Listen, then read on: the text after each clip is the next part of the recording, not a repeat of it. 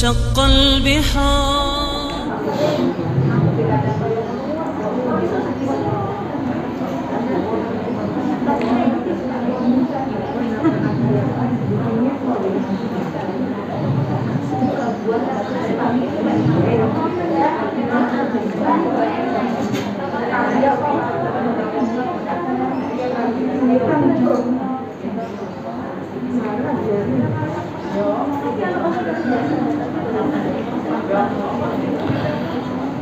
Bismillahirrahmanirrahim. Alhamdulillah nahmaduhu wa nasta'inuhu wa nastaghfiruh wa na'udzu billahi min shururi anfusina wa min sayyiati a'malina. May yahdihillahu fala mudilla lahu wa may yudlil fala hadiya lahu. Wa asyhadu an la ilaha illallah wahdahu la syarika lahu wa asyhadu anna Muhammadan abduhu wa rasuluh. Amma ba'du.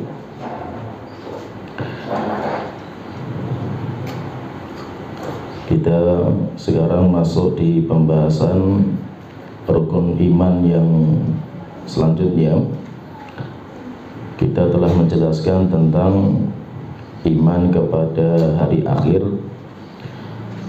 dan panjang lebar telah kita sebutkan iman kepada hari akhir dan perjalanan bagaimana nanti ketika kita itu meninggal dunia. Sejak kita masuk alam kubur, kemudian kita masuk di padang mahsyar, kemudian dihisab, ditimbang, kemudian mendapatkan sertifikat akan amal kita, kemudian menyeberang jembatan Qantoroh sampai surga dan neraka. Maka kita akan masuk rukun iman yang terakhir, yaitu iman kepada takdir yang baik maupun yang buruk. Dan iman kepada takdir merupakan rukun iman yang paling banyak perdebatan, paling banyak perbedaan antara ahlu sunnah dan selain ahlu sunnah. Sedangkan rukun iman yang sebelumnya, iman kepada Allah, iman kepada malaikat, kepada kitab, rasul, hari akhir, itu jarang yang mengingkari. Tetapi yang paling banyak mengingkari, terjadi perdebatan, terjadi perselisihan itu tentang rukun iman yang ke-6 ini, yaitu iman kepada takdir. Karena memang rukun iman kepada takdir itu tidak Allah sebutkan secara berurutan di dalam Al-Quran. Di dalam Al-Quran itu tidak ada penyebutan iman kepada takdir secara berurutan. Tetapi yang disebutkan itu iman kepada selain takdir. Sehingga nanti ketika berbicara masalah takdir itu, biasanya ulama itu mengambil dari yang lainnya, yaitu mengambil dari ayat-ayat yang berdiri sendiri. Inna kulla syai'in khalaqnahu biqadar. Segala sesuatu kami ciptakan dengan takdirnya. Tapi penyebutan iman kepada Allah, malaikat, kitab, rasul, hari akhir, kemudian disebutkan takdir, itu memang di Al-Quran tidak ada. Di Al-Quran tidak ada penyebutan takdir itu dibarengan dengan iman kepada rukun-rukun iman yang lainnya. Tetapi kalau kita itu ingin mencari secara tertib rukun iman itu ada 6, itu adanya dalam hadis Rasulullah SAW. Dan malaikat Jibril ketika ditanya, ketika datang ke Rasulullah SAW kemudian bertanya tentang iman, maka Rasulullah mengatakan antu'mina billahi wa malaikatihi wa kutubihi wa rusulihi wal yaumil akhir. Kamu beriman kepada Allah, malaikat, kitab, rasul, hari akhir, wa tu'mina bil qadari khairihi wa syarrihi, dan kamu beriman kepada takdir yang baik maupun yang buruk. Dan di sini Rasulullah SAW itu mengulang kalimat iman. Kalimat iman itu diulangi dalam masalah takdir. Rasulullah mengatakan antu'mina billah, kamu beriman kepada Allah, wa malaikatihi, dan malaikat. Malaikat tidak diulangi kalimat imannya. Allah tidak mengatakan kamu beriman kepada Allah dan kamu beriman kepada malaikat dan kamu beriman kepada Rasul, bukan. Kamu beriman kepada Allah dan malaikat dan kitab dan Rasul dan hari akhir.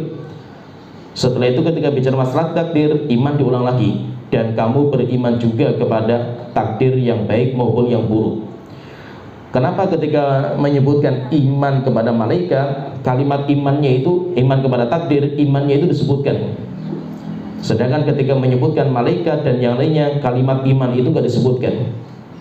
Kata para ulama, karena yang paling banyak terjadi perdebatan itu iman kepada takdir, dan banyak yang mengingkari, sehingga Rasulullah itu mengingatkan kembali tentang pentingnya iman kepada takdir, karena banyak yang mengingkari iman kepada takdir ini, sehingga diulang lagi sama Rasulullah SAW kalimat imannya. Pertanyaan, kenapa kok iman kepada takdir itu nggak disebutkan oleh Allah secara berurutan di dalam Al-Quran, tapi kenapa berbeda sendiri, berdiri sendiri biasanya itu dalilnya itu? Kata para ulama, karena sebenarnya iman kepada takdir itu masuk kepada iman kepada Allah Ta'ala. Iman kepada takdir itu sebenarnya pembahasannya masuk dalam iman kepada Allah Ta'ala. Kalau kita beriman kepada Allah, kita beriman kepada nama Allah, kita beriman kepada sifat Allah, kita beriman kepada hak Allah Ta'ala, dan kita juga beriman kepada perbuatan Allah Ta'ala. Jadi menyangkut 4. Kalau iman kita yang beriman sama Allah Ta'ala itu berarti kita beriman kepada semua nama Allah Ta'ala. Yang kedua, kita beriman kepada sifat-sifat Allah Ta'ala. Yang ketiga, kita beriman kepada hak-haknya Allah Ta'ala. Allah itu punya hak untuk disembah, sebagaimana kita mengatakan iyyaka na'budu wa iyyaka nasta'in. Allah punya hak. Kemudian Allah itu juga punya perbuatan. Allah itu juga punya perbuatan. Perbuatan Allah itu bermacam-macam. Allah menciptakan, Allah menghidupkan, memberikan rezeki dan yang lainnya. Dan takdir itu termasuk perbuatan Allah Ta'ala. Takdir itu termasuk perbuatan Allah Ta'ala, karena Allah yang mentakdirkan, yaitu Allah yang berbuat untuk mentakdirkan hamba. Maka iman kepada takdir itu aslinya iman kepada Allah Ta'ala. Tapi kenapa berdirikan sendiri? Iman kepada takdir itu berdiri sendiri karena pentingnya masalah itu, pentingnya masalah takdir Allah Ta'ala, sehingga diulang lagi, yaitu berdiri sendirikan iman kepada takdir itu. Kalau dalam Al-Quran, di dalam Al-Quran itu penyebutan takdir itu banyak, dalam banyak sekali ayat. Cuma memang tadi saya sebutkan tidak ada ayat yang menjelaskan secara tertib. Kullun amana billahi wa malaikatihi wa kutubihi wa rusulihi. Semuanya beriman kepada Allah, malaikat, kitab, rasul. Tapi tidak disebutkan hari akhir takdir, yaitu takdirnya itu nggak disebutkan secara berurutan seperti itu. Sehingga kita katakan kenapa nggak disebutkan secara berurutan, karena iman kepada takdir itu masuk pembahasan iman kepada Allah Ta'ala. Dan para sahabat itu, mereka itu sering sekali bertanya sama Rasulullah tentang masalah takdir, menunjukkan bahwa Al-Quran membicarakan masalah takdir, Rasulullah juga membicarakan masalah takdir, demikian juga para sahabat. Para sahabat pun juga mereka itu sering bertanya sama Rasulullah tentang masalah takdir. Nanti para sahabat juga mengajarkan kepada murid-murid mereka, para tabi'in kepada tabi'ut tabi'in, dan sampai sekarang ulama-ulama ahlu sunnah itu masih membicarakan masalah takdir. Ada sebuah riwayat sahih dikeluarkan oleh Imam Muslim dari Suraqah bin Malik bin Ju'shum. Dia pernah bertanya sama Rasulullah, ya Rasulullah, bayyin lana dinana. Wahai Rasulullah, tolong telah jelaskan kepada kami agama kami. Ka'anna khuliqnal an, seakan-akan kami itu baru diciptakan. Fimal amal yaum, kalau seandainya kita itu sudah diciptakan, terus ngapain kita beramal ya Rasulullah? Yaitu kita itu beramal untuk apa kita ini? Kita itu beramal untuk apa sekarang? Apakah kita itu beramal untuk masa depan kita yang kita nggak tahu masa depan kita apa? Atau kita itu beramal karena sudah ditakdirkan oleh Allah sebelumnya? Yaitu amal kita itu apa ya Rasulullah? Kita mengamalkan sesuatu yang sudah ada penulisannya, yaitu sudah ditetapkan oleh Allah Ta'ala, atau kita itu beramal dengan sesuatu amal yang belum ada penetapan dari Allah Ta'ala? Maka Rasulullah mengatakan fima jaffat bihil aqlamu wa jarrat bihil maqadir. Kalian itu beramal sesuai dengan apa yang sudah ditulis dalam Lauhul Mahfuz dan sesuai dengan apa yang sudah ditakdirkan. Setelah itu dia bertanya, fafimal amal? Ya Rasulullah, kalau kita sudah tetapkan takdir kita masing-masing, terus ngapain kita capek-capek beramal? Kenapa kita tidak pasrah saja dengan takdir Allah Ta'ala? Maka Rasulullah mengatakan, i'malu fakullun muyassarun lima khuliqa lahu.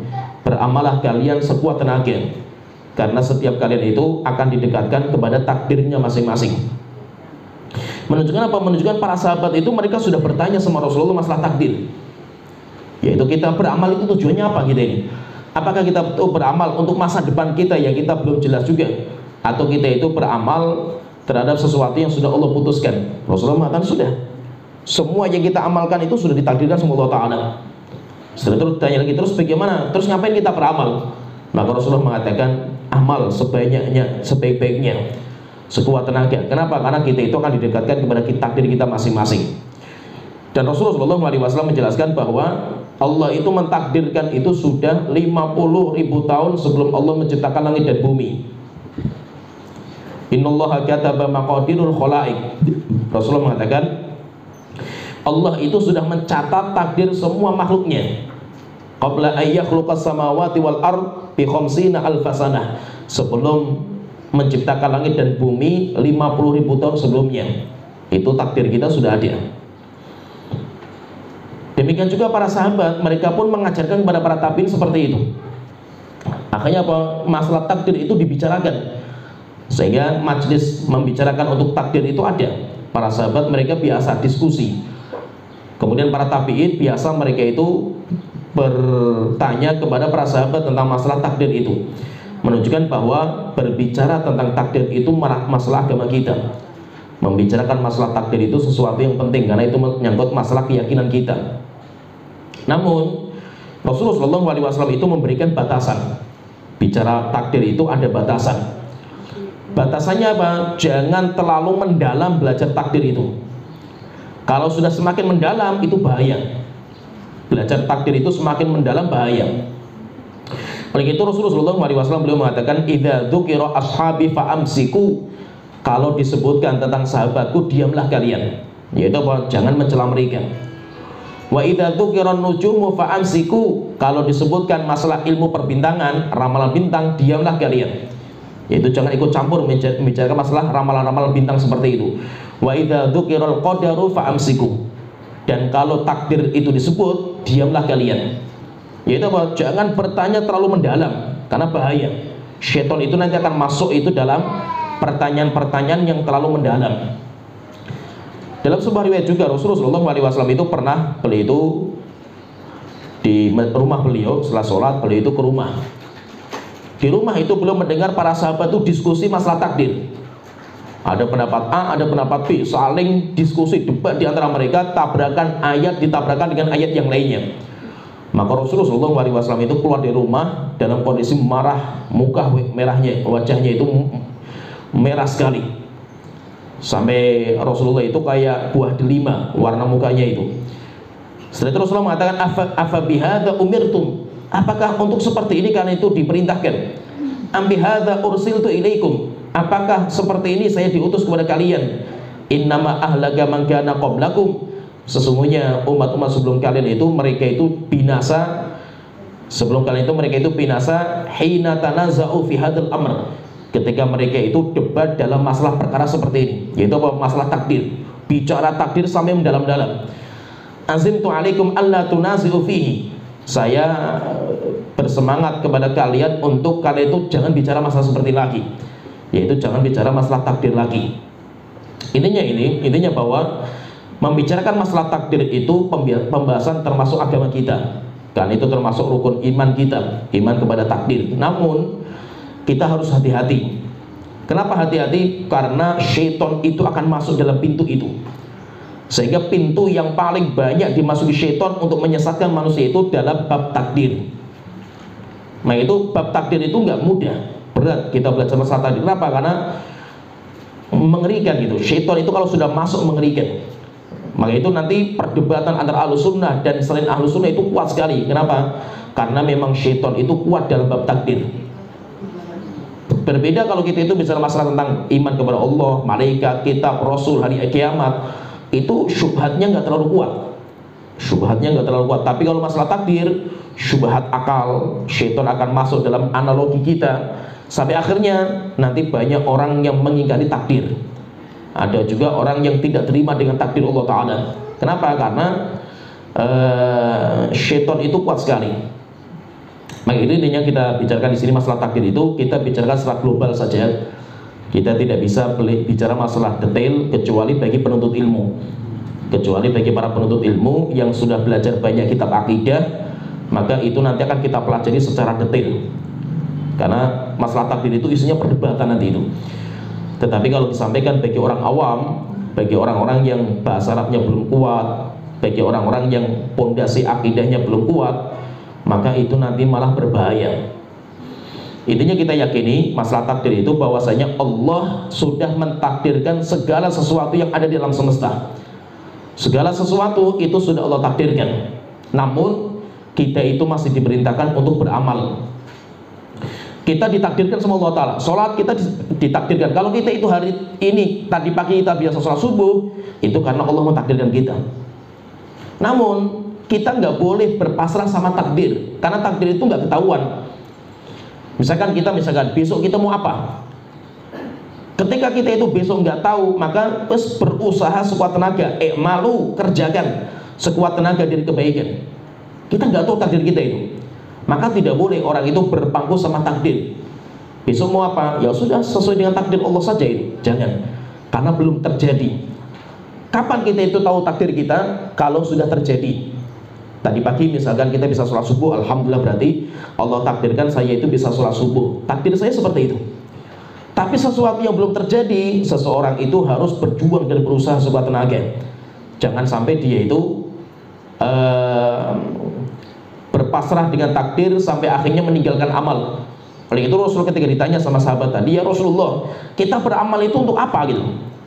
Kita beramal itu untuk sesuatu yang sudah Allah takdirkan sebelumnya, atau untuk sesuatu yang belum Allah takdirkan, sehingga kita itu berjuang untuk yang akan datang itu. Rasulullah mengatakan enggak, kalian beramal itu sesuai dengan apa yang sudah Allah tetapkan. Setelah itu dia bertanya, terus ngapain kita beramal sapanya ya Rasulullah kalau sudah ditakdirkan masing-masing? Ya sudah, kita selesai saja, kita berpangku sama takdir kita saja.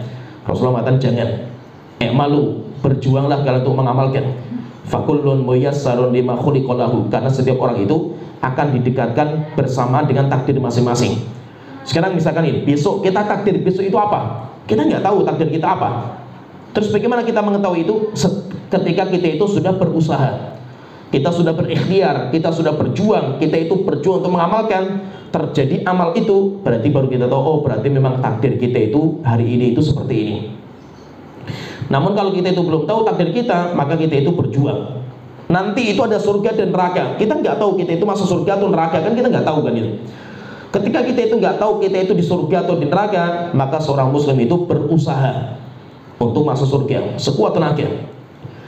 Kapan kita itu tahu takdir kita? Ketika nanti kita masuk surga, baru kita tahu, oh rupanya Allah yang Allah takdirkan untuk saya itu di sini. Berarti apa? Berarti intinya itu tidak boleh kita itu berpasrah sama takdir sampai akhirnya kita itu meninggalkan amal untuk masa depan. Tetapi juga kita harus meyakini bahwasanya semua perbuatan kita itu sudah Allah takdirkan, yang baik maupun yang buruk itu sudah ditulis sama Allah Ta'ala. Sampai ada seorang tabi'in namanya Tawus, dia mengatakan, adraktu nasan min ashabi Rasulullah sallallahu alaihi wasallam. Saya mendapatkan banyak para sahabat, di mana semua yang saya dapati para sahabat yang masih hidup semuanya mengatakan kullu syai'in biqadar. Segala sesuatu yang terjadi tidak terjadi kecuali dengan takdir Allah Ta'ala. Kemudian saya bertanya sama beliau, wasami itu, yaitu saya mengatakan, kata Tawus, wasami itu Abdullah bin Umar. Saya berjumpa dengan Abdullah bin Umar, kemudian saya tanyakan, yaitu masalah takdir. Maka beliau mengatakan kullu syai'in biqadar. Segala sesuatu terjadi karena takdir. Hatal ajzi wal kaisi awil kaisi wal ajz. Sampai tingkatan orang itu malas beramal atau semangat beramal, itu pun sudah Allah takdirkan. Sehingga semua yang terjadi, mau kita beribadah, mau kita berbuat dosa, mau kita semangat belajar, kita malas belajar, kita sedang santai, kita mau apa saja, itu semuanya sudah Allah takdirkan. Sehingga apa yang kita kerjakan itu hanya menjalankan apa yang Allah gariskan, yang Allah tuliskan di Lauhul Mahfuz 50.000 tahun sebelum Allah menciptakan langit dan bumi. Itu sudah ditulis semua. Kita di surga atau neraka, datanya sudah ada. Sejak Allah itu menciptakan Nabi Adam, sudah dikeluarkan. Nabi Adam diciptakan, diusap punggung yang kanan, dikeluarkan semua cikal bakal anak Nabi Adam yang masuk surga. Diusap yang kiri, semua cikal bakal yang masuk neraka jahanam itu sudah dikeluarkan. Sehingga orang masuk surga neraka itu datanya sudah ada lengkap, datanya itu. Datanya sudah lengkap. Bahkan Rasulullah pernah bawa buku. Kemudian ditanya, ya Rasulullah itu buku apa? Kata Rasulullah, ini semua data penghuni surga. Semuanya, nama mereka, bin mereka, semuanya sudah ada di sini. Kemudian Rasulullah megang tangan kirinya itu data penghuni neraka jahanam.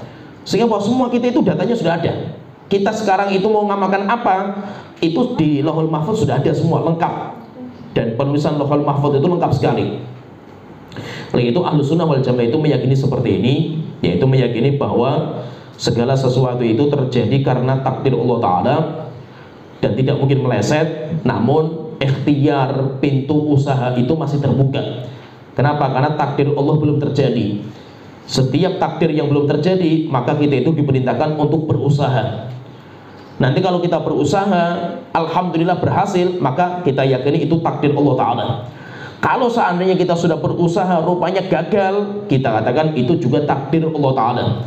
Sehingga bahwa kita itu yakini segala sesuatu yang terjadi itu takdir Allah Ta'ala. Namun jika sesuatu itu belum terjadi, kita itu diperintahkan untuk berusaha sekuat tenaga. Sehingga apa? Kita berjuang sekuat tenaga. Kita berjuang untuk jadi orang soleh, kita berjuang untuk menjadi penghuni surga, kita berjuang untuk ibadah. Takdirnya kita itu nanti kayak apa? Wallahu a'lam. Kita nggak bisa menjamin diri kita itu penghuni surga. Itu kan harapan kita. Kita berharap, sehingga kita berdoa. Doa kita itu termasuk ikhtiar kita. Tapi untuk memvonis kita itu nanti akan masuk surga, kita nggak tahu takdir kita. Sehingga Ahlus Sunnah wal Jamaah itu meyakini seperti itu. Segala yang terjadi tidak terjadi kecuali sesuatu yang Allah takdirkan, dan itu semuanya sudah ada datanya. Ada sebuah riwayat, ada sebuah cerita. Ada seorang sahabat, namanya, yaitu anaknya seorang sahabat mulia, namanya Al-Walid bin Abdullah bin Ubadah bin Samit radhiyallahu anhu. Walid bin Ubadah bin Samit. Ubadah bin Samit sahabat mulia. Ini anaknya bercerita. Dia mengatakan, dakhaltu ala Ubadah. Saya pernah masuk ke kamarnya bapak saya. Wa huwa maridun. Dalam kondisi bapak saya itu sakit parah.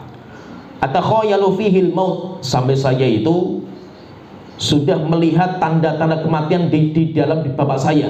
Yaitu bapak saya itu sudah parah sakitnya itu, sudah sampai mau meninggal. Fakultu, maka saya mengatakan kepada bapak saya, karena bapak saya sahabat. Fakultu, ya abatah ausini. Wahai bapakku, tolong berikan wasiat kepadaku. Wajtahid li, dan tolong berikan wasiat yang sangat berharga. Akhirnya faqala Ubadah bin Samit mengatakan, ajlisuni, tolong dudukkan saya. Falama ajlasu, akhirnya beliau didudukkan. Ketika beliau didudukkan, kemudian beliau mengatakan, ya bunayya, nak putraku, innaka lan tajid ta'mal iman, kamu tidak akan merasakan manisnya iman. Walam tablugh haqiqatal ilmi billahi ta'ala, dan kamu tidak akan bisa mencapai ma'rifatullah, mengenal Allah dengan sebaik-baik pengenalan. Hatta tu'mina bil qadari khairihi wa syarrihi, sampai kamu itu beriman kepada takdir Allah yang baik maupun yang buruk. Qultu, kemudian saya bertanya, ya abatah, ya abah, wahai bapakku, wa kaifa li an a'lamu ma khairul qadari wa syarruhu. Wahai bapakku, terus bagaimana saya itu tahu ini takdir yang baik dan ini takdir yang buruk? Maka beliau mengatakan, kata Ubadah bin Samit, beliau mengatakan, ta'lamu anna ma akhta'aka lam yakun liyusibaka wa ma asabaka lam yakun liyukhtiaka. Masalah takdir itu intinya, kalau kamu mau bicara masalah takdir, iman sama takdir itu intinya, kamu yakini apa yang akan meleset bagi kamu yang Allah takdirkan tidak akan menimpa kamu, maka perkara itu tidak akan terjadi. Wa ma asabaka lam yakun liyukhtiaka, dan apa yang Allah takdirkan menimpa kamu tidak akan meleset selama-lamanya. Setelah itu beliau mengatakan, kata Ubadah bin Samit kepada putranya sebelum meninggal, beliau mengatakan, ya bunayya, inni sami'tu Rasulullah sallallahu alaihi wasallam. Putraku, saya telah mendengar Rasulullah sallallahu alaihi wasallam itu beliau bersabda, inna awwala ma khalaqallahu ta'ala al-qalam. Makhluk yang Allah ciptakan pertama itu adalah pena. Tapi itu setelah diciptakannya arsy dan air di bawah arsy-nya Allah Ta'ala. Setelah itu Allah ciptakan pena. Ketika sudah diciptakan pena takdir itu, Allah Ta'ala mengatakan thumma qala, kemudian Allah mengatakan kepada pena, uktub, wahai pena, tulislah. Fajara bitilka sa'ati bima huwa ka'in ila yaumil qiyamah. Akhirnya pena itu gores terus, nulis terus, dari sejak itu, kejadian sejak itu sampai kejadian di hari kiamat. Ditulis semua itu, semua kejadian-kejadian yang terjadi sampai hari kiamat, semuanya itu ditulis oleh pena itu. Setelah itu Ubadah bin Samit mengatakan, ya bunayya, nak putraku, in mitta walasta ala dzalika dakhaltan nar. Kalau nanti kamu meninggal, kata bapaknya itu, kalau kamu nanti meninggal dan kamu tidak meyakini seperti apa yang tadi saya sebutkan, niscaya nanti kamu akan masuk neraka. Jadi apa? Kamu harus meyakini itu, harus meyakini takdir, supaya kalau kamu mati, meninggal dunia, kamu itu masuk surga. Oleh itu kalau kita itu dalam kondisi sakit parah, tidak ada cara kecuali kita itu memperkuat iman kita sama takdir. Dan itu penting sekali bagi orang-orang yang sakit, bagi orang-orang yang ditimpa musibah, itu harus kuatkan iman dia kepada takdir Allah Ta'ala. Imam Syafi'i itu pernah memberikan wasiat bagus, syairnya beliau mengatakan, ma syi'ta kana wa illam asya'. Wahai Tuhanku, apa yang engkau kehendaki itu akan terjadi. Wa illam asya', walaupun aku tidak berkehendak. Wa ma syi'tu illam tasya' lam yakun. Dan apa yang saya kehendaki, kalau kamu tidak berkehendak, itu pun gak akan terjadi, wahai Tuhanku. Belum mengatakan wa ma syi'ta kana, wahai Tuhanku, apa yang engkau kehendaki pasti akan terjadi, walaupun saya tidak mau.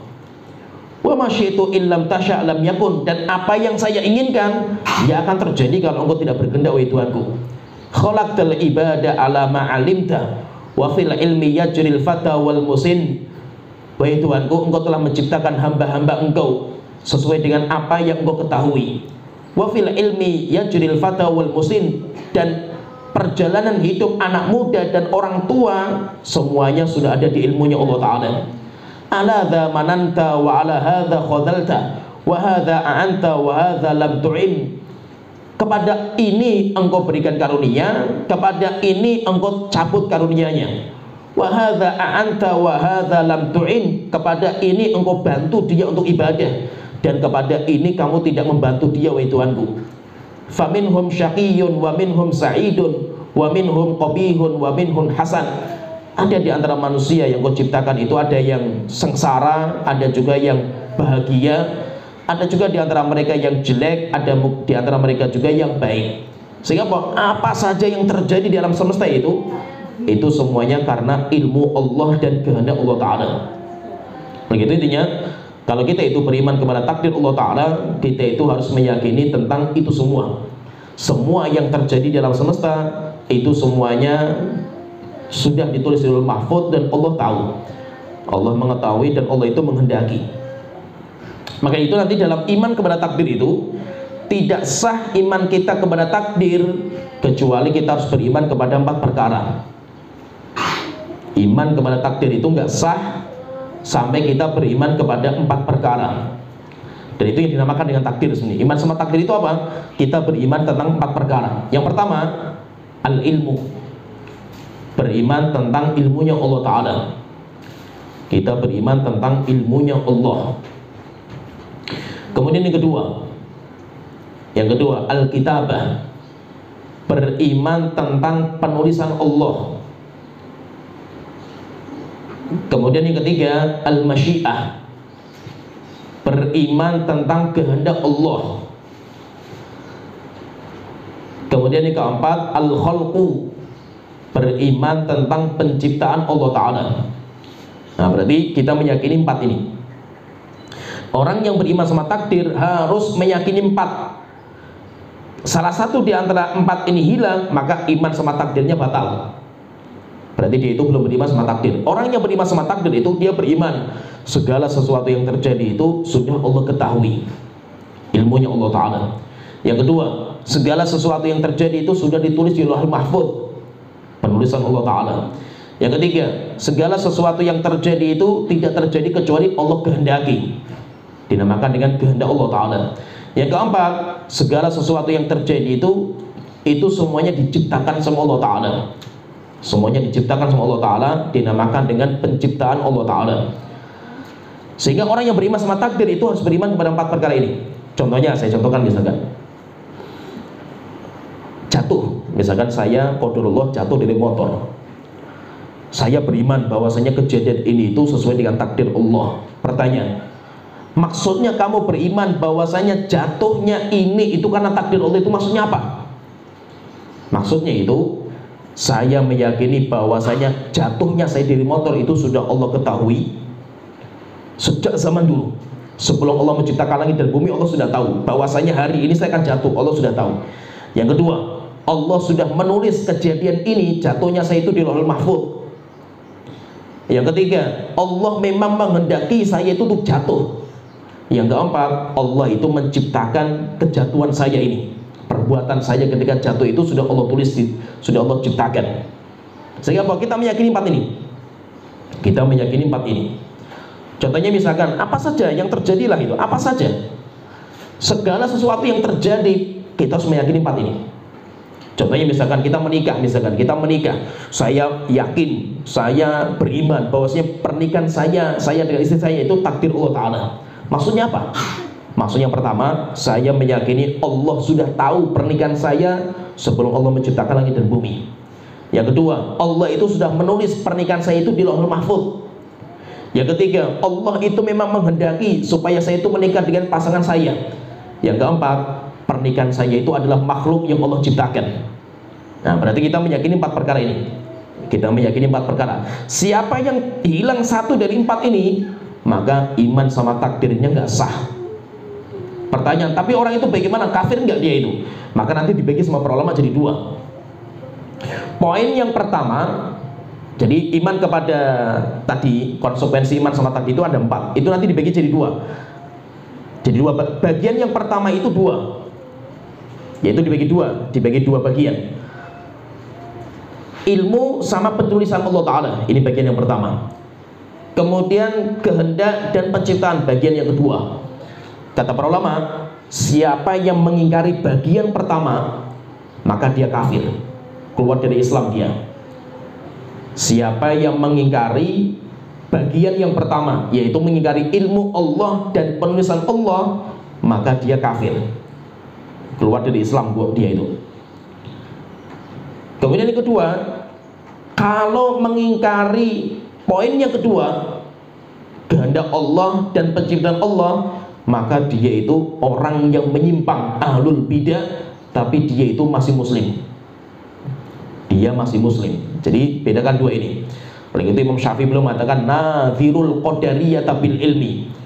Kalau kita pengen debat sama orang-orang qadariyah, qadariyah itu penolak takdir, maka lawan mereka itu dengan ilmu Allah dulu. Mereka menetapkan enggak? Kalau mereka mengingkari, sudah selesai. Berarti apa? Mereka kafir. Sudah selesai mereka itu. Tapi kalau mereka masih menetapkan, ayo kita masuk yang kedua. Penulisan Allah, kamu percaya enggak? Kalau dia nggak percaya, kafir. Kalau dia percaya, masuk yang ketiga. Kehendak Allah, kamu percaya enggak itu? Kalau dia mengatakan enggak, saya enggak percaya dengan kehendak Allah Ta'ala, maka kita katakan berarti kamu itu ahlul bidah. Tapi apa? Kamu masih muslim. Kamu masih muslim. Tapi kalau mengingkari ilmu Allah dan penulisan Allah, kafir. Orang itu keluar dari Islam. Nah, jadi yang perlu kita yakini dalam iman kita kepada takdir itu, kita harus meyakini 4 perkara. Kita meyakini ilmu Allah Ta'ala. Allah itu mengetahui segala sesuatu yang ada di alam semesta, dan cakupan ilmu Allah itu luas sekali itu. Ilmu Allah itu sangat luas. Ya'lamu ma baina aydihim wa ma khalfahum. Allah mengetahui apa yang di depan mereka, apa yang terjadi, yang akan terjadi, wa ma khalfahum, dan apa yang sudah terjadi. Allah mengatakan alimul ghaibi wasyahadah, Allah mengetahui yang nampak maupun yang tersembunyi. Alimul ghaibi la ya'zubu anhu mithqalu dzarratin fis samawati wala fil ardi. Allah mengetahui perkara-perkara yang tersembunyi, walaupun satu biji di langit maupun di bumi, Allah mengetahui. Wala asgharu min dzalika, atau yang lebih kecil dari itu, Allah tahu. Sampai Allah telah mengatakan juga ya'lamu kha'inatal a'yuni wa ma tukhfis sudur. Allah mengetahui pengkhianatan mata, yaitu lirikan mata, dan apa yang disembunyikan oleh hati orang. Bahkan Allah telah mengatakan ya'lamu sirra wa akhfa. Allah mengetahui sesuatu yang rahasia dan yang lebih rahasia. Rahasia itu apa? Apa yang disimpan oleh orang dalam hati, tapi dia belum mengungkapkan. Allah tahu. Dan Allah tahu yang lebih rahasia lagi, yaitu yang belum terbetik dalam hati kita. Itu pun Allah sudah tahu. Maka itu kata para ulama, cakupan ilmu Allah itu, cakupan ilmu Allah itu ada 3. Ini luasnya ilmu Allah, luar biasa ilmu Allah tadi itu. Allah memberikan kepada kita itu ilmu itu, wa ma utitu minal ilmi illa qalila. Tidaklah Allah memberikan ilmu kepada kalian kecuali sedikit sekali ilmu kita itu. Kalau ilmu Allah luas sekali. Cakupan ilmu itu ada 3. Ilmu Allah itu ada 3. Yang pertama, innallaha ya'lamu ma kana. Allah mengetahui semua yang terjadi, yang sudah terjadi. Segala sesuatu yang sudah terjadi, mau kecil maupun besar, Allah sudah mengetahui.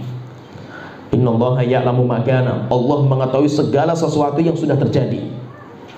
Yang kedua, cakupan ilmu Allah yang kedua, wa ma sayakunu, dan segala kejadian yang akan terjadi, segala perkara yang akan terjadi, Allah semuanya tahu. Sampai nanti orang di surga ngapain, orang yang di neraka ngapain, Allah sudah tahu. Bahkan orang itu nanti masuk surga ngomongnya apa, Allah sudah tahu itu. Bahkan terkadang disebutkan dalam Al-Quran, apa-apa yang terjadi sudah disebutkan, ucapan mereka pun disebutkan sama Allah Ta'ala. Yang ketiga, wa ma lam yakun law kana kaifa yakunu, sesuatu yang tidak mungkin terjadi, karena Allah tahu kalau terjadi itu nanti akan seperti itu, yaitu akibatnya. Seperti misalkan orang-orang kafir itu, mereka mengatakan kepada Allah Ta'ala, Tuhanku, tolong kembalikan saya di dunia. Kalau engkau kembalikan saya di dunia, saya akan menjadi orang soleh. Maka Allah telah mengatakan lauruddu la'adu lima nuhu anhu. Jika mereka itu dikembalikan lagi ke dunia, pasti Allah tahu bahwasanya mereka itu nanti akan kembali berbuat dosa dan maksiat. Wa innahum lakadzibun, dan mereka itu pendusta. Allah itu tahu kalau mereka itu dikabulkan permintaan mereka, mereka itu akan kembali berbuat dosa dan maksiat. Sehingga apa? Akhirnya Allah tidak kabulkan permintaan mereka. Maka itu apa? Cakupan ilmu Allah itu luar biasa. Maka itu tidak layak orang itu bertanya tentang perbuatan Allah. Mengapa Allah menciptakan seperti ini? Kenapa Allah menciptakan iblis? Kenapa si fulan kasih hidayah, kemudian ini nggak dikasih hidayah? Kenapa dia punya anak laki-laki, kemudian kok saya nggak punya anak laki-laki? Kenapa? Allah nggak layak untuk ditanya kenapa. Kenapa? Karena saking luasnya ilmu Allah Ta'ala. Kenapa sholat subuh itu 2 rakaat?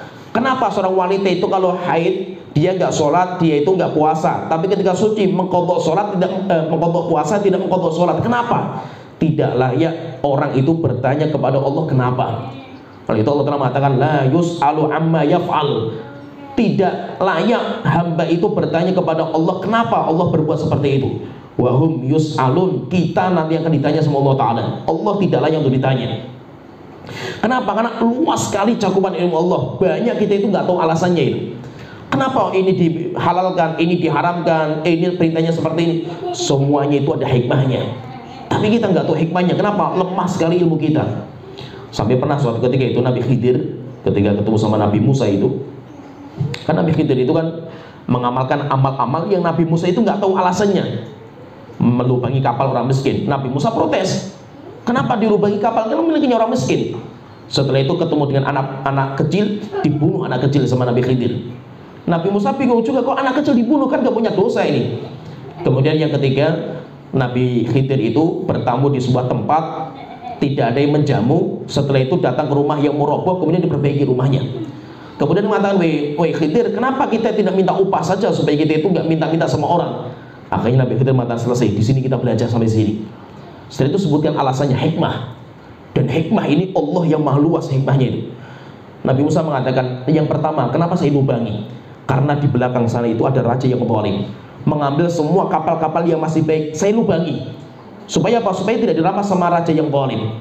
Sedangkan anak ini yang saya bunuh, kenapa? Dia itu nantinya itu, dia itu kalau dewasa itu akan membuat orang tuanya murtad dari agama. Akhirnya saya bunuh anak itu. Dan saya berharap semoga Allah mengganti bagi orang tuanya itu anak yang soleh. Kemudian yang ketiga, kenapa kok rumahnya itu saya perbaiki? Karena bapak anak yatim itu orang soleh. Kita berharap nanti kalau anak itu sudah dewasa, dia itu akan mengambil harta simpanan dari orang tuanya. Kemudian apa kata Nabi Khidir? Wa ma fa'altuhu an amri. Saya mengamalkan ini bukan karena perkara saya, bukan karena kecerdasan saya, bukan. Ini adalah perintah dari Allah Ta'ala. Itu namanya hikmah. Itu namanya hikmah. Allah tahu yang nantinya itu, Allah tahu gitu. Lah, ketika Nabi Khidir sama Nabi Musa itu naik kapal, ketika mau belajar itu, Nabi Khidir sama Nabi Musa itu lihat seekor burung kecil. Akhirnya Nabi Khidir mengatakan, Musa coba lihat burung itu, perhatikan burung itu. Setelah itu burungnya itu turun ke bawah minum air. Setelah itu terbang. Setelah itu Nabi Khidir mengatakan, Musa, jika ilmu kamu yang saya nggak punya, saya juga punya ilmu yang kamu nggak punya. Kalau ilmu kita berdua digabungkan dengan ilmunya Allah, seperti air yang diminum sama burung dibandingkan dengan samudra yang nggak bertepi. Sehingga ilmunya Allah luas sekali, sehingga tidak layak kita itu bertanya kepada Allah, kenapa kok si fulan itu kafir, kenapa kok si fulan itu dikasih hidayah, kenapa si fulan itu masuk surga, kenapa kok si fulan itu, kenapa Allah mentakdirkan seperti ini, kenapa Allah mentakdirkan seperti ini. Itu nggak layak. Kenapa? Karena luasnya ilmu Allah Ta'ala. Jadi yang pertama, kita harus meyakini bahwasanya segala sesuatu yang terjadi itu sudah Allah ketahui, sudah Allah ketahui sebelum Allah menciptakan langit dan bumi. Kemudian yang kedua yang harus kita yakini, kita harus meyakini bahwa segala sesuatu yang terjadi itu semuanya sudah ditulis di Lauhul Mahfuz, ditulis dalam takdir. Allah Ta'ala berfirman dalam surat Al-Hajj ayat 70, alam ta'lam annallaha ya'lamu ma fis samawati wal ard. Apakah kamu nggak tahu kalau Allah itu sudah mengetahui apa-apa yang di langit dan apa-apa yang di bumi? Inna dzalika fi kitabin. Dan semuanya itu sudah terdata di kitab, yaitu Lauhul Mahfuz. Inna dzalika 'alallahi yasir. Dan itu sangat mudah bagi Allah Ta'ala. Allah Ta'ala juga berfirman dalam surat Yasin ayat 12, wa kulla syai'in ahsainahu fi imamin mubin. Segala sesuatu semuanya sudah kami catat di kitab yang sangat terang, yaitu Lauhul Mahfuz. Dan Lauhul Mahfuz ini kapan ditulis, yaitu kapan mulai menulis itu disebutkan dalam sebuah riwayat, Lauhul Mahfuz itu menulis 50.000 tahun sebelum Allah menciptakan langit dan bumi. Sehingga kita sekarang misalkan kita duduk di sini ngaji, saya ngisi kajian, kemudian yang datang siapa, kemudian apa yang saya omongkan sejak muqaddimah sampai akhir kajian itu semuanya sudah ada di Lauhul Mahfuz, lengkap, tidak ketinggalan satu huruf pun di Lauhul Mahfuz, itu semuanya sudah ada. Sehingga kita itu cuma menjalankan apa yang kayak di film itu kan ada sutradaranya, semuanya sudah ada tulisannya. Kita pun seperti itu, semuanya sudah ada tulisannya itu. Tetapi kita ketika mengamalkan itu, kita nggak didikte sama Allah Ta'ala, kita dibiarkan sama Allah Ta'ala. Tapi Allah sudah tahu, pasti kamu akan mengamalkan ini, pasti nanti kamu akan memilih ini. Itu semuanya sudah ditulis sama Allah Ta'ala. Rasulullah SAW beliau mengatakan, kataballahu maqadirul khalaik. Allah sudah menulis takdir semua hambanya qabla ayyakhluqas samawati wal ard bi khamsina alfasana. Sebelum Allah menciptakan langit dan bumi 50.000 tahun sebelumnya. Wa kana arsyu 'alal ma'. Rasulullah mengatakan, dan waktu itu singgasana Allah itu sudah di atas air. Berarti kolam itu diciptakan setelah arsy dan air di atas, di bawah singgasananya Allah Ta'ala. Rasulullah juga mengatakan, ma min nafsin manfusatin, tidak ada jiwa yang hidup illa waqad kataballahu makanaha minal jannati wan nar. Tidak ada orang yang hidup kecuali Allah sudah tulis tempat tinggalnya di surga dan neraka. Wa illa waqad kutibat syaqiyatan am sa'idatan. Demikian juga dia sudah ditulis orang itu bahagia atau sengsara. Itu semuanya sudah ada tulisannya. Kemudian yang ketiga itu kita harus meyakini kehendak Allah Ta'ala. Segala sesuatu yang terjadi itu karena Allah menghendaki. Kalau Allah tidak berkehendak, tidak akan terjadi. Wa ma tasya'una illa ayyasha Allah rabbul alamin. Apa yang kalian kehendaki tidak akan terjadi kalau Allah tidak menghendaki. Sehingga segala sesuatu yang terjadi itu terjadi karena kehendak Allah Ta'ala. Termasuk pilihan kita, hati kita memilih sesuatu, itu semuanya sesuai dengan kehendak Allah Ta'ala. Sampai Rasulullah mengatakan, inna quluba bani Adam, semua hati manusia itu baina usbu'aini min asabi'ir rahman, itu terletak di antara dua jari dari jemari-jemari Allah Ta'ala. Yusarrifu kaifa yasha, dan Allah akan membolak-balikkan hati sesuai dengan apa yang Allah kehendaki. Kemudian yang keempat, yang terakhir, yaitu al-khalqu, kita harus meyakini akan penciptaan Allah Ta'ala. Perbuatan kita itu makhluk, jasad kita makhluk, apa yang kita perbuat juga makhluk. Oleh itu Nabi Ibrahim mengatakan dalam Quran, Allah sebutkan wallahu khalaqakum wa ma ta'malun, Allah menciptakan kalian dan apa yang kalian kerjakan. Allah menciptakan zat kalian, badan kalian, dan Allah menciptakan perbuatan kalian. Kita sholat kita itu makhluk. Kita puasa kita itu makhluk. Ada orang berzina, perzinaan, perbuatan zina itu makhluk, dan itu nanti akan diwujudkan di hari kiamat, itu akan ditimbang. Kenapa? Karena itu makhluk yang diciptakan sama Allah Ta'ala. Jadi intinya kita pahami bahwa segala sesuatu yang terjadi itu terjadi karena takdir Allah Ta'ala. Takdir Allah itu maksudnya apa? Allah sudah mengetahui kejadian itu sebelum terjadi. Yang kedua, Allah sudah menulis di Lauhul Mahfuz. Yang ketiga, Allah memang menghendaki sesuatu itu untuk terjadi. Kemudian yang keempat, sesuatu yang terjadi itu makhluk ciptaan Allah Ta'ala, tidak akan keluar dari makhluk. Kenapa? Maka itu alam semesta, namanya lingkupan alam, itu dinamakan dengan alam semesta. Kenapa? Karena semuanya makhluk. Sehingga manusia itu makhluk, perbuatannya juga makhluk. Apa saja itu yang terjadi di alam semesta ini semuanya makhluk ciptaan Allah Ta'ala, tidak bisa keluar dari itu. Semuanya itu adalah makhluk. Dan nanti dibahas juga oleh para ulama mengatakan takdir yang Allah takdirkan itu, yaitu pembagian macam-macam takdir itu, nanti takdir yang Allah tetapkan itu nanti ada 5 macam. Jadi takdir itu ada 5 macam, dan itu nanti berbeda-beda. Yang pertama, takdir yang pertama dinamakan dengan takdir am, takdir umum, mencakup semua alam semesta. Takdir umum yang mencakup alam semesta, itu yang dinamakan dengan Lauhul Mahfuz, penulisan takdir yang ada di Lauhul Mahfuz. Ini takdir mencakup alam semesta. Jadi penulisan Allah terhadap takdir, kejadian-kejadian yang akan terjadi Allah tetapkan itu, penetapannya itu ada 5 macam. Yang pertama, takdir dinamakan dengan takdir am, semua makhluk, perbuatan mereka semua, demikian juga perjalanan hidup mereka semua, semuanya sudah ditulis. Bahkan nanti akhir kehidupan mereka itu mau apa, kemudian nanti mereka itu masuk surga atau neraka, itu semuanya sudah ada datanya. Dinamakan dengan Lauhul Mahfuz.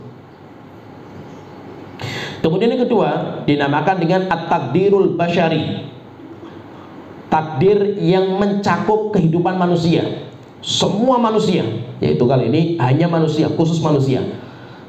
Itu dinamakan dengan takdir basyari, takdir yang mencakup untuk urusan semua manusia.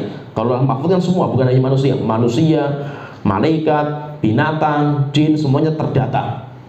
Kalau ini dinamakan takdir basyari. Basyari itu mencakup hanya kehidupan manusia. Kapan itu? Ditetapkan ketika Nabi Adam diciptakan.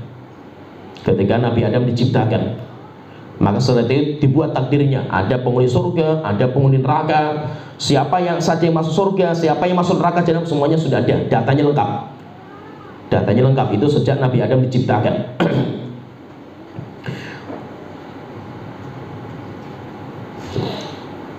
Oleh itu Rasulullah SAW itu mengatakan dalam sebuah hadis dari Hisham bin Hakim, dia mengatakan ada seorang sahabat datang ke Rasulullah kemudian bertanya, atubdaul a'malu am qad qudiyal qada? Wahai Rasulullah, apakah perbuatan itu perkara yang baru atau perbuatan kita itu sesuatu yang sudah Allah tetapkan? Maka Rasulullah mengatakan, innallaha akhadha dzurriyyata adam min zuhurihim. Allah itu menciptakan anak-anak Nabi Adam dan anak-anaknya, kemudian Allah mensumpah mereka dan dipisahkan perjalanan mereka itu. Tsumma asyhadakum ala anfusihim, kemudian Allah sumpah mereka semuanya itu. Alastu bi rabbikum, bukankah aku adalah Tuhan kalian?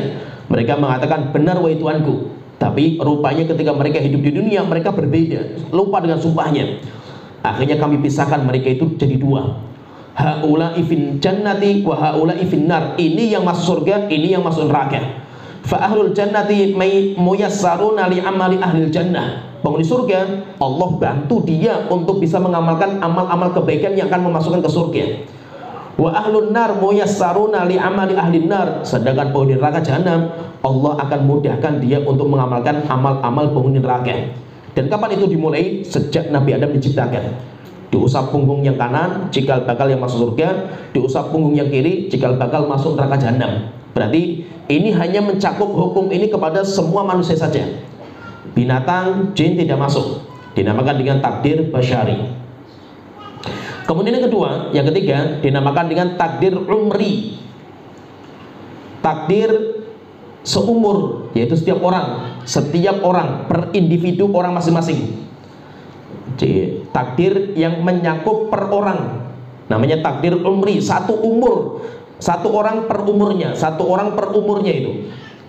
Kapan itu? Ketika kita itu umur 121 hari di rahim ibu kita. Kita di rahim ibu kita. Ketika Rasul itu mengatakan, inna ahadakum yujma'u khalquhu fi batni ummihi arba'ina yawman nutfah. Kalian itu akan dikumpulkan penciptaan kalian. Kemudian nanti setelah itu akan dikumpulkan jadi satu. Setelah itu nanti akan 40 hari itu menjadi nutfah, akan menjadi zugot. Fama yakunu anaqatan mithla dzalika. Setelah itu dari zugot selama 40 hari akan berubah, setelah itu menjadi gumpalan darah. Namanya alaqah, 40 hari juga. Nanti setelah itu akan berubah menjadi gumpalan daging. Dan di masa alaqah itu mudghah itu baru dipecah, yaitu pisah, kepala muncul, tangan dipecah, kaki dipecah, kemudian jari-jari dipecah. Itu mulai di situ. Sehingga nanti ada orang normal lengkap tubuhnya, dan yang tidak normal itu fase mudghah. Di situ kalau ada anak yang keguguran, maka dinamakan dengan darahnya itu darah nifas, karena sudah ada pemecahan jasad. Sedangkan fase sebelumnya itu belum ada daging. Maka kalau seandainya ada keguguran kurang dari 81 hari, maka dinamakan dengan darahnya itu darah istihadah, darah penyakit. Sehingga 81 itu sudah mulai dipecah jasadnya itu. Nanti sempurna itu pemecahan tangan, kaki, itu semuanya itu sampai 91 hari. Itu baru sempurna. Setelah itu nanti ini 40 hari ini pemecahan jasad, yaitu fase daging itu 40 hari, nanti jadi tulang dibungkus jadi daging, sampai saraf-saraf semuanya dibuat semua. Sampai nanti umur 121 hari. Setelah itu Allah mengutus malaikat. Malaikat ketika diutus bikatbi, yaitu malaikat itu diperintahkan, ada tugasnya itu dua. Malaikat itu tugasnya ada dua. Yang pertama, meniupkan roh. Sehingga malaikat itu datang bawa roh, kemudian meniupkan roh umur 121 hari. Kemudian yang kedua, malaikat itu diperintahkan untuk mencatat takdir per orang. Yang pertama yang dicatat apa? Bikat rizkinya. Orang itu tanya sama Allah Ta'ala, wa Tuhanku, rizkinya orang ini berapa? Oh sekian, ditulis sama malaikat. Kemudian tanya, wa ajalihi, umurnya ini orang ini berapa wa Tuhanku? Umurnya misalkan 60 tahun, tulis 60 tahun. Terus tulis lagi, wa amalihi, amalnya, orang itu amalnya apa wa Tuhanku? Ditulis amalnya sama malaikat. Allah yang menetapkan. Setelah itu pertanyaan keempat, saqiyun au sa'idun, wa Tuhanku, orang ini bahagia atau sengsara? Allah menetapkan bahagia, tulis bahagia. Malaikat punya data takdir bagi personal orang, itu malaikat punya. Tapi malaikat saja itu nggak tahu yang di Lauhul Mahfuz, nggak tahu. Maka itu kalau ditanya, misalkan nanti kita bahas juga, kalau ditanya itu takdir itu bisa berubah nggak? Kita katakan memang ada beberapa dalil yang menunjukkan takdir itu nggak berubah. Apa yang sudah Allah tetapkan itu nggak terjadi perubahan itu. La tabdila, tidak ada perubahan sama sekali. Tapi kalau kita membaca yang lain, dalil yang lain itu ada perubahan. Silaturahim. Rasulullah mengatakan, siapa yang pengen dipanjangkan umurnya dan diluaskan rizkinya, fal yasil rahimah, hendaknya menyambung tali silaturahim. Berarti tali silaturahim itu menyambung, menambahkan umur, meluaskan rezeki. Contohnya lagi doa. Rasulullah mengatakan doa itu akan naik ke atas arsy. Nanti gulat doa itu kelahi sama takdir Allah Ta'ala. Kalau yang menang itu doanya, maka orang itu akan dikabulkan doanya, sehingga takdir Allah disingkirkan. Berarti menunjukkan apa? Ada beberapa riwayat yang menunjukkan takdir itu berubah. Terus bagaimana ini? Maka kita katakan kalau takdir di Lauhul Mahfuz nggak mungkin terjadi perubahan. Tapi tidak ada yang tahu kecuali hanya Allah Ta'ala. Malaikat saja nggak tahu itu. Tapi kalau takdir yang di tangan malaikat itu bisa berubah. Kalau itu terkadang ada orang Allah katakan umurnya berapa ya Tuanku? Umurnya 60 tahun. Rupanya orang itu rajin menyambung tali silaturahim. Akhirnya ditambah sama Allah, tambahkan 5 tahun kepadanya. Setelah itu ditambah 5 tahun. Berarti apa? Tangannya malaikat itu bisa berubah. Tapi malaikat nggak tahu yang di Lauhul Mahfuz itu kayak apa. Berarti kalau malaikat ketika meniup roh itu dia mencatat 4: rezeki, umur, amal, dia itu bahagia atau sengsara. Itu namanya takdir umri, takdir satu umur setiap orang, satu umur setiap orang. Itu takdirnya itu. Kemudian yang keempat, takdir yang keempat dinamakan dengan takdir sanawi. Takdir yang Allah tetapkan setiap tahun sekali. Setiap tahun sekali. Kapan itu? Di malam Lailatul Qadar. Di malam Lailatul Qadar. Malam Lailatul Qadar itu Allah menetapkan. Tapi sebagian ulama mengatakan Allah menetapkan yang besar-besar. Di tahun itu ada kejadian besar tsunami, ada kejadian besar ini gunung meletus, Allah tetapkan. Malaikat itu ngobrol di atas langit itu seperti itu. Nanti obrolan malaikat dicuri sama para jin-jin dengan mencuri berita langit. Sehingga terkadang jin itu bisa tahu. Kenapa? Karena Allah itu ketika menetapkan kejadian, Allah sampaikan kepada malaikat Jibril. Malaikat Jibril sampaikan kepada para malaikat yang lain. Nanti terjadi obrolan di atas langit, nanti dicuri obrolan mereka itu sama jin-jin. Allah ketika menyebutkan tentang malam Lailatul Qadar, Allah telah mengatakan fiha yufraqu kullu amrin hakim. Di malam itu ditetapkan segala perkara. Ditetapkan segala perkara. Demikian juga malaikat pun turun membawa perkara itu. Tanazzalul malaikatu warruhu fiha bi'izni rabbihim min kulli amr. Malaikat turun dan malaikat Jibril juga turun membawa perkara dari Allah Ta'ala. Sebagian mengatakan perkara itu apa? Perkara itu takdir yang ditetapkan selama setahun. Kemudian yang kelima macam takdir yang kelima itu dinamakan dengan takdir yaumi. Takdir yang ditetapkan setiap harinya. Allah menetapkan setiap hari ini. Kapan itu? Di malam hari, sepertiga malam yang akhir. Oleh itu Allah telah berfirman dalam surat Ar-Rahman ayat 29, kulla yaumin huwa fi sya'an. Allah setiap hari, Allah itu sibuk. Allah itu setiap hari itu punya kesibukan. Sibuknya Allah itu apa? Allah itu sibuknya itu dikatakan oleh banyak sebagian ulama dalam tafsirnya itu sya'nuhu ayyu'izza wa yudhilla wa yarfa wa yakhfid wa yu'ti wa yamna wa yughni wa yufkir wa yudhik wa yubki wa yumitu wa yuhyi ila ghairi dzalika. Sibuknya itu Allah itu apa setiap hari itu? Allah mengangkat, Allah menghinakan. Allah memberikan jabatan, Allah menurunkan jabatan. Allah memberikan nikmat, Allah mengangkat nikmat. Allah memberikan kaya, Allah menimpakan kemiskinan. Allah membuat orang tertawa, Allah membuat orang menangis. Allah mematikan dan Allah menghidupkan. Dan yang lainnya. Jadi apa-apa yang terjadi seperti itu. Jadi apa? Ada orang yang diangkat jabatan, ada yang diturunkan, ada yang diberi sama Allah rezeki, ada yang tidak. Itu nanti ditetapkan setiap harinya. Itu di kapan itu? Di sepertiga malam yang akhir. Di sepertiga malam yang akhir. Sehingga sepertiga malam yang akhir itu waktu yang sangat mustajab doa kita itu. Kenapa? Karena di situ Allah sedang sibuk. Allah sedang sibuk untuk memutuskan perkara mereka. Berarti kalau kita perhatikan berarti apa? Takdir itu, penulisan takdir itu ada 5 macam. Penulisan takdir itu ada 5 macam. Yang pertama dinamakan dengan takdir am. Penulisan takdir di Lauhul Mahfuz, dan itu mencakup semua alam semesta, semua kejadian di alam semesta. Kemudian yang kedua, penulisan takdir dinamakan dengan takdir basyari, mencakup hanya untuk kalangan manusia saja. Kapan itu? Ditetapkan ketika diciptakan Nabi Adam. Diciptakan Nabi Adam, setelah itu ditetapkan siapa penghuni surga dan neraka semuanya data ada. Kemudian yang kedua, takdir umri, takdir setiap umur. Takdir setiap umur orang, yaitu satu umur, satu orang per individunya. Itu ketika umur 121 hari di dalam rahim ibunya. Yang ditetapkan apa? Berapa yang ditetapkan? Cuma 4 yang ditetapkan itu. Rizkinya, ajalnya, amalnya, dan dia itu bahagia atau sengsara. Kemudian yang keempat, takdir sanawi, takdir yang ditetapkan setiap tahun sekali, yaitu malam Lailatul Qadar. Kemudian yang kelima, takdir yang ditetapkan setiap malamnya, setiap harinya, yaitu ketika sepertiga malam yang akhir. Dan kita sedikit bahas, karena kita selesaikan pertemuan hari ini, kita sedikit bahas Ahlus Sunnah itu menetapkan seperti itu. Kalau Ahlus Sunnah akidahnya seperti ini. Tapi ada dua akidah yang menyimpang. Ada akidah yang menyimpang dua. Yang pertama, masih biar tergambar, kita nggak membahas panjang lebar masalah ini, cuma tergambar sedikit saja. Yang pertama, kelompok dinamakan dengan Qadariyah. Kelompok yang pertama namanya Qadariyah. Kelompok yang kedua namanya Jabariyah. Jadi ada Qadariyah, ada Jabariyah. Bedanya apa? Kalau Qadariyah itu, jadi ini kayak dua kutub. Tengah-tengahnya itu Ahlus Sunnah wal Jamaah. Jadi kalau Qadariyah itu orang yang berlebihan dalam menetapkan kehendak hamba sampai lupa dengan kehendak Allah Ta'ala, sehingga dia meyakini takdir itu nggak ada. Maka kita sholat itu karena kita sendiri yang menciptakan. Ada orang berzina ya karena dia sendiri yang menciptakan. Allah nggak bisa membantu orang untuk ibadah, Allah juga tidak bisa membantu orang untuk berbuat dosa dan maksiat.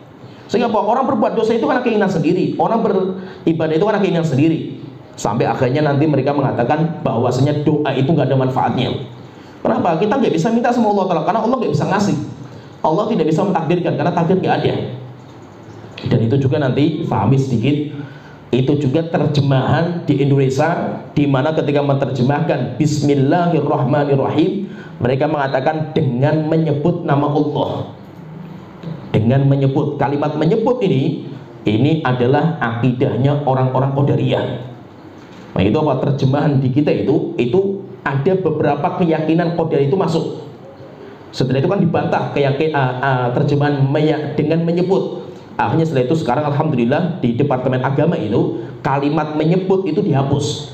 Coba kalau lihat terjemahan yang ada itu, kalimat cuma dengan nama Allah. Kalimat menyebutnya sudah tidak ada. Tapi apa? Lisan kita itu masih seperti itu, dengan menyebut nama Allah, dengan menyebut. Padahal menyebut itu sudah tidak ada. Kenapa? Karena dikritiki. Karena menyebut itu termasuk akidah pengingkar takdir. Kalau akidah Ahlussunnah itu mengatakan Bismillah itu dengan pertolongan Allah. Kenapa? Karena Ahlussunnah itu meyakini bahwasanya Allah itu bisa menolong perbuatan hamba. Kalau orang Qadariyah nggak bisa. Dan yang meyakini seperti itu Qadariyah itu Mu'tazilah. Mu'tazilah saya yakinnya seperti itu. Dan terjemahan Indonesia itu, terjemahan Al-Quran Indonesia itu kebanyakan itu diambil dari tafsirnya kitab namanya kitab Al-Kasyaf yang ditulis sama Imam Az-Zamakhsyari. Dan Al-Kasyaf atau Zamakhsyari itu akidahnya Mu'tazilah, pengingkar takdir. Sehingga wajar ketika apa? Itu disusupkan dalam tafsir itu disusupkan itu. Akhirnya apa? Ya seperti itu muncul kalimat menyebut. Ini kelompok yang pertama. Kelompok pertama itu apa? Hulu dalam menetapkan kemampuan hamba. Sehingga apa yang terjadi itu karena hamba yang menciptakan sendiri, Allah nggak bisa bantu. Ini kelompok namanya Qadariyah. Yang kedua, kelompok yang berlawanan itu namanya Jabariyah. Jabariyah itu apa? Orang yang berlebihan dalam menetapkan kehendak Allah Ta'ala sambil lupa dengan kehendak hamba. Yaitu apa? Apa yang terjadi itu Allah yang mengamalkan itu. Sedangkan kita itu kayak wayang golek saja gitu itu. Kita itu kayak wayang disetir sama Allah Ta'ala. Sehingga apa? Kita itu kalau berzina, sebenarnya itu kita itu cuma wayang saja. Yang berzina itu Allah sebenarnya itu. Oleh itu apa kata mereka itu? Orang berzina itu baik juga gitu. Kenapa berzina itu baik? Karena sebenarnya zina itu yang berzina Allah, bukan saya. Saya dipaksa sama Allah Ta'ala gitu. Saya dipaksa oleh Allah untuk berbuat dosa. Saya mencuri itu dipaksa sama Allah Ta'ala. Sehingga apa? Orang-orang Jabariyah mereka berdalil takdir untuk berbuat dosa dan maksiat. Maksudnya apa? Saya berbuat dosa itu dipaksa sama Allah Ta'ala. Kan Allah takdirkan saya seperti ini kan itu. Kalau Qadariyah, ini biasanya Qadariyah itu keyakinan orang-orang intelektual, orang-orang yang pinter-pinter, cerdas-cerdas itu mesti mereka maksudnya ke sana. Biasanya orang-orang yang rajin ibadah, itu nanti maksudnya ke situ. Kalau Ahlussunnah menetapkan Allah itu punya kehendak, manusia juga punya kehendak. Sehingga manusia itu berhak mendapatkan balasan akan kehendaknya, sehingga dia itu nanti bisa masuk surga dan neraka. Nanti kalau kita baca perdebatan atau kita bahas perdebatan antara kelompok-kelompok yang menyimpang ini lama sekali, panjang sekali pembahasan, karena mereka juga punya dalil. Mereka punya dalil, Ahlussunnah juga punya dalil. Nanti biasanya itu yang membuat akidah itu rumit itu karena bid'ah. Semakin muncul kelompok yang menyimpang, pembahasan akidah semakin rumit. Kenapa? Harus membantah keyakinan mereka, sehingga semakin rumit. Kalau tidak muncul kelompok yang menyimpang, pembahasan akidah itu mudah sekali. Ya sampai sini pembahasan kita. Alhamdulillah kita ringkas, kita sudah selesaikan masalah takdir. nanti insya Allah kita masuk di pembahasan berikutnya. Kita sudah masuk ke kitab karena kita selesaikan, memang kita nanti akan masuk ke usul salasah. Sebenarnya bisa kita itu bahas usul salasah ringkas itu bisa, tapi karena pembahasan masalah iman kepada hari akhir itu jarang dibahas, itu kita bahas panjang lebar iman kepada hari akhir.